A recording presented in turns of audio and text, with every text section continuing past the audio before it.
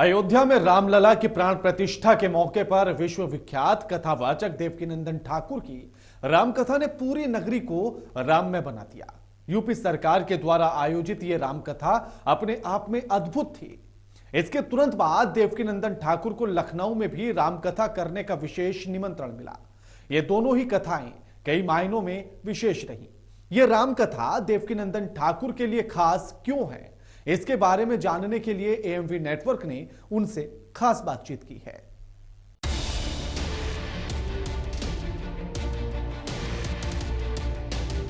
देखिए, ये जो अयोध्या है, ये जो अयोध्या की पावन भूमि है, इसमें एक अलग एनर्जी है।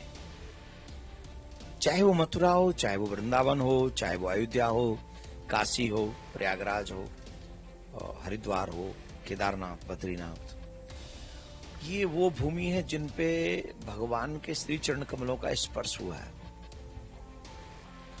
और इस पावन भूमि पर अयोध्या धाम में एक से एक संत भक्त वृंद जो महात्मा है, उनका पावन सानिध्य और तप इस पृथ्वी पे, इस भूमि पर मौजूद है।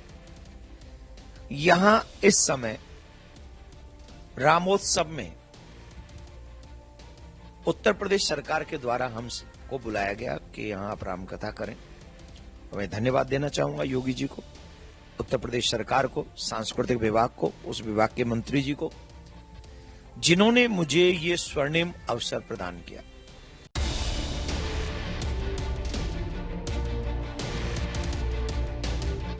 नहीं, वही मैंने कहा कि जो सांस्कृतिक विभाग के जो कथा थी वो 14 तारीख से लेकर 15 तारीख से लेकर 23 तारीख तक थी, जो अयोध्या में हमने की।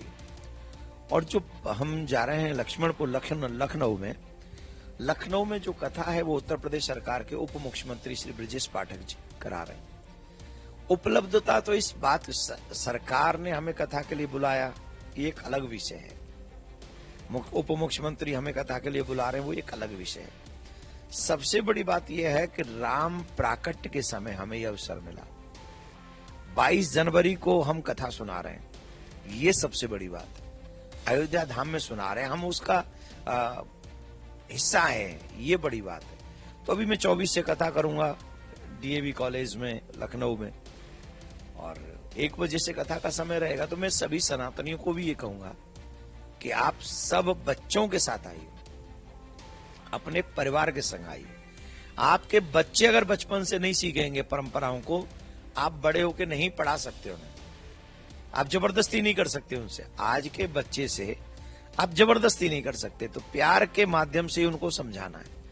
तो अगर प्यार से समझाना है तो आप उस रास्तों पे लेके जाइए जहां से उन्हें सीखने को मिले।